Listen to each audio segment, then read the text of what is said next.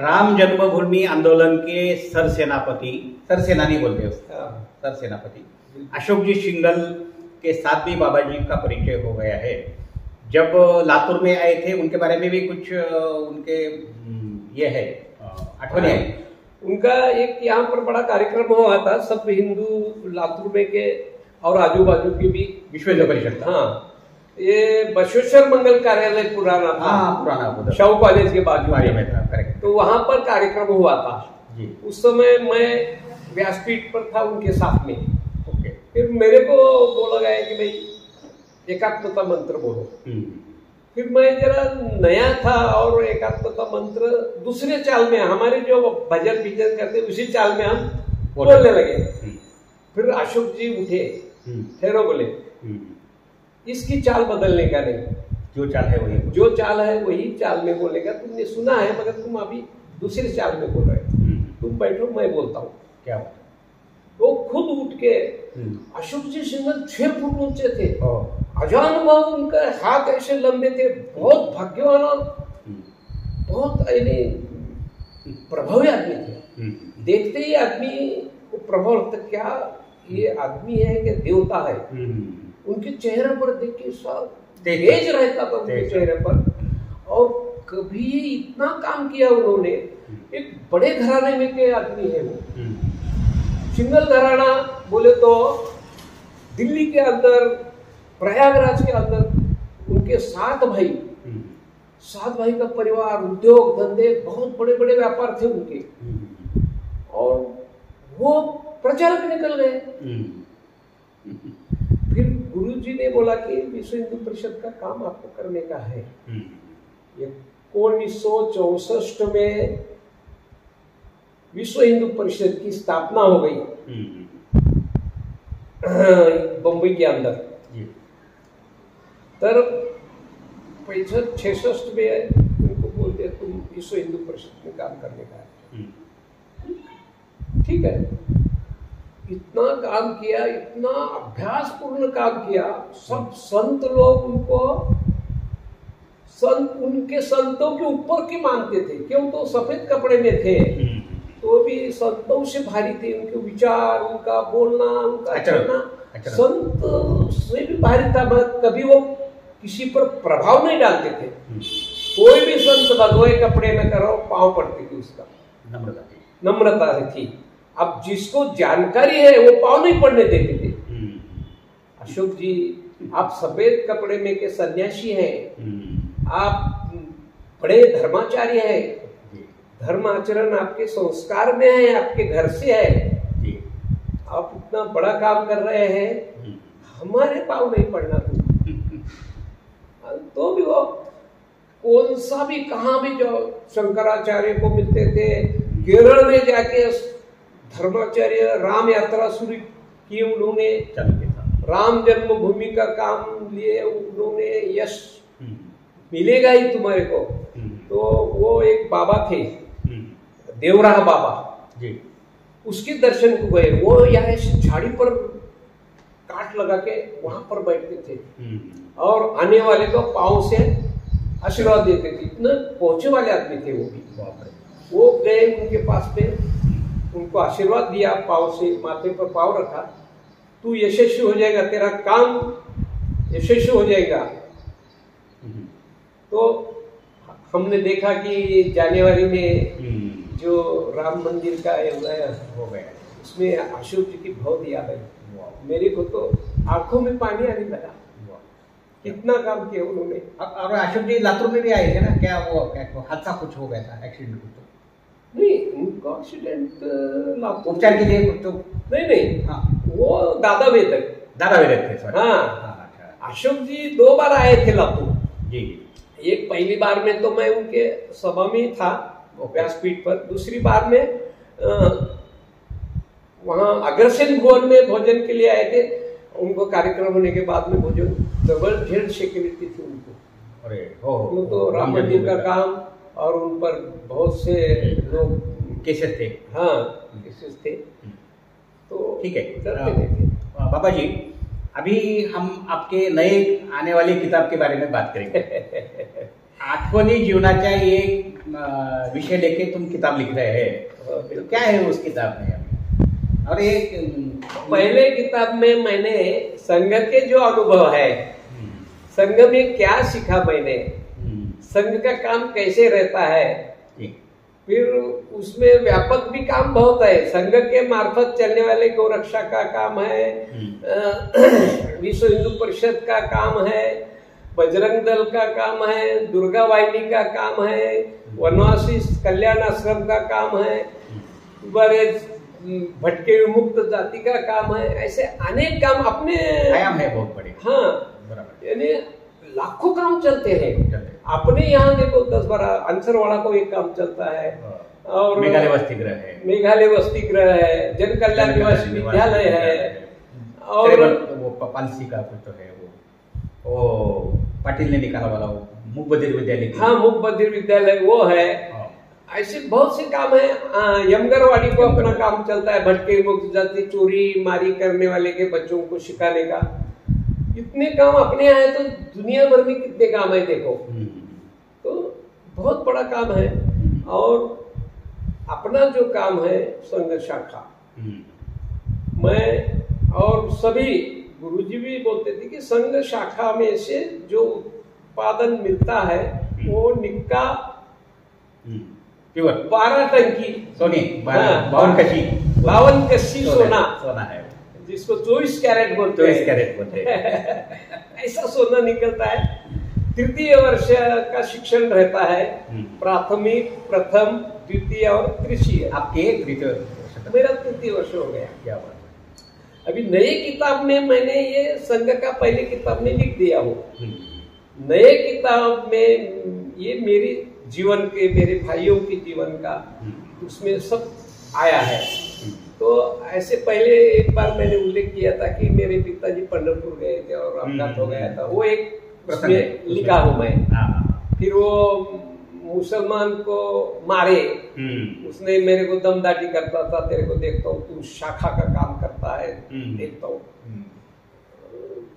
हम कुछ डरते नहीं थे, हम पहले हमारी जड़न घड़न ही ऐसी हो गई थी। बराबर है। परंतु हमारे पिताजी के संस्कार जो है, वो कुछ भी करो, झूठ और चोरी ये नहीं चलता। रोज हमारे को शाम को संप्रदाय का, रामानु संप्रदाय के हम हैं, तो उनका पाठ करना पड़ता था हमारे को। उसमें हलमंदार स्तोत्र है, बाकी के सब स्तोत्र है। मैं 2-3 स्तोत्र के नाम लूंगा। तो उसमें ऐसे स्तोत्र है जो रामानु स्वामी जी का स्तोत्र है, ऐसे बहुत से स्तोत्र है। तो उसका हमारे को पाठ रोज करना पड़ता था। वो हमको अभी कंठस्थ हो गया है। ओके। अभी भी हम रोज करते, पूजा में करता हूँ, पूजा के समय वो पाठ सब करता हूँ। अभी कहाँ तक आ गए किताब का ये? अभी देखो इसमें मैंने उसमें का एक आधा कुछ प्रसंग है तो थोड़ा पहला प्रसंग पढ़ के दिखाता हूँ, और बाद में बीच में का एक आधा दिखाऊंगा, थोड़ा एकदम। हाँ, 2-3 वाक्य उसमें का।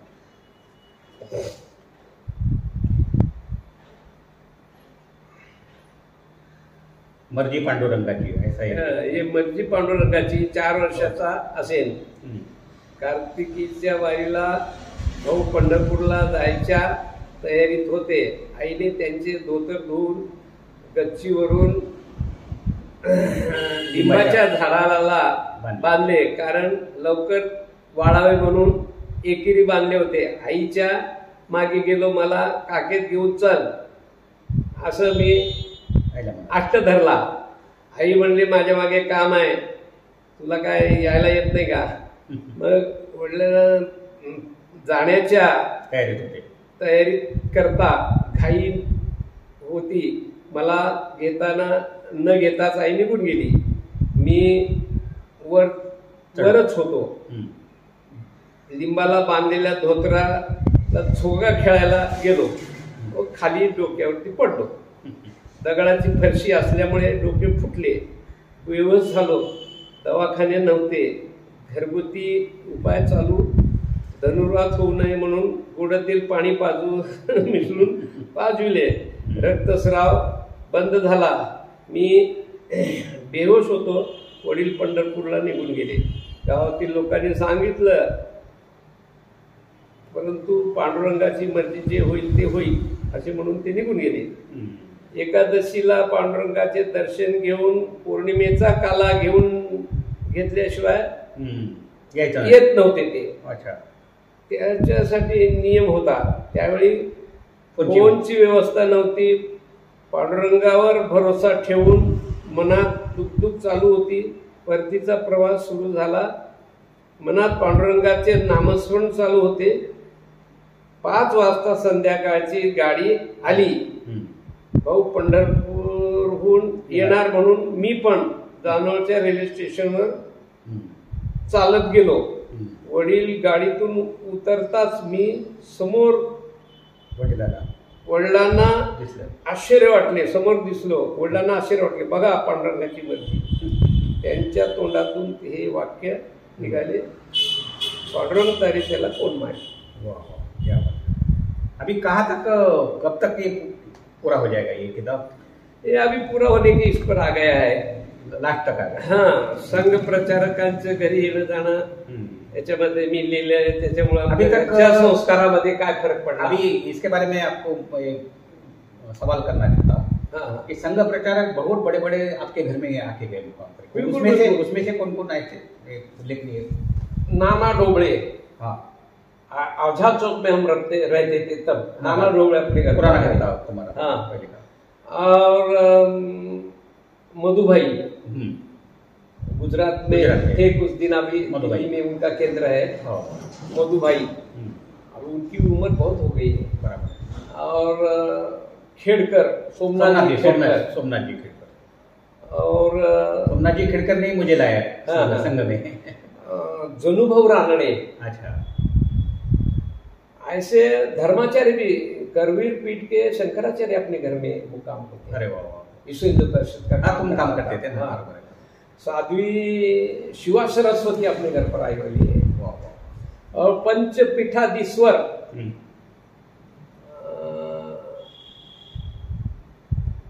राजस्थान के पंचपीठाधीश्वर, उनका नाम मैं भूल गया, तो वो अपने घर पर मुकाम को थे. उन्होंने बोला ये दूध कैसा है, मैं दूध पीता हूँ. गाय का? तो पिशवी का दूध, ये जर्सी गाय का दूध है. तुम विश्व हिंदू परिषद का काम करते हो, गाय रखो, गाय की सेवा करो और उसका दूध पिलाओ. वाह. तब से तुम आपने खेती में गाय फिर नहीं, गाय, गावरान गाय का दूध बच्चों को दूध पिलाएंगे ना, मस्तिष्क उसका ये हो जाता है. बिल्कुल होशियार निकलता है बच्चा. कोई रोग उसको नहीं होता. ये तुम्हारे जो अभी डोसेस देते हैं ना, वो देने की जरूरत नहीं है गाय का दूध पिलाने के बाद में. और नीम का पाला भी खा जाती गाय. वाह. झाड़ झुड़ूप जो भी बारीक सारीक घास है, जो औषधि है वो खाती वनस्पति, और विषारी वनस्पति खाती नहीं गाय. सूख के उसको ध्यान में आ जाता है. तो गाय का जो है, एक गाय 10 एकड़ जमीन को खत दे सकते हैं, उत्पादन कर सकते हैं. उसको नियोजन करने वाला होना. गोमूत्र से औषधि वगैरह होती है, फवारने की औषधि होते हैं, टॉनिक की औषधि होती है. हाँ, तो उसमें मैंने लिखा है, संघ प्रचारक के बारे में लिखा है. ओके. अभी कल मैं एक लिखा वो जरा पढ़ के दिखा देता हूँ तुम्हारे. ठीक है. थोड़ा एक ज्यादा नहीं, 2-4 वाक्य. हाँ, एक बार क्या हो गया, हम पुण्यतिथि या अम्बेडकर जयंती के दिन वहाँ संचलन निकालते हैं. उसमें हम क्या किए, गाड़ियाँ वहाँ पर रख दिया अम्बेडकर चौक पे. और फिर संचलन करते करते यहाँ टाउन हॉल के अम्बेडकर पुतळे के पास में आ गए. फिर अब गाड़ियाँ वहाँ रह गई. तो फिर वापिस हम उधर गए लाने के लिए. तो एक महाशय मिले, अपने दलित बंधु, वकील साहब थे वो. बोले तुम ये कौन बोला तुम्हारे को ये करने के लिए? बोले हम मन से कर रहे हैं। तो पेपर में नहीं आया, किसमें नहीं आया, कैसे? पेपर में देने की क्या जरूरत है, अपने मन में है ना, पेपर में देने की क्या जरूरत है? तो क्यों कर रहे तुम ये? मैं बोला हमारे जो वार्ड वडलों ने आपके साथ जो पाप किया है, उस पाप का क्षालन करने के लिए हम ये कर रहे हैं। वो पाप हमारे हो गया था, पुरखों के माथे पर है, वो कम करने के लिए हम ये कर रहे हैं सब। इतना ही नहीं तो हम पुण्यतिथि के दिन रक्तदान करते संघ के कार्यालय में 100 स्वयंसेवक रक्तदान करते उस दिन। कम से कम 20-25 वर्षों से चालू है ये। जी करेक्ट। तो इस कुछ उल्लेख इसमें भी किया है मैंने वैसे।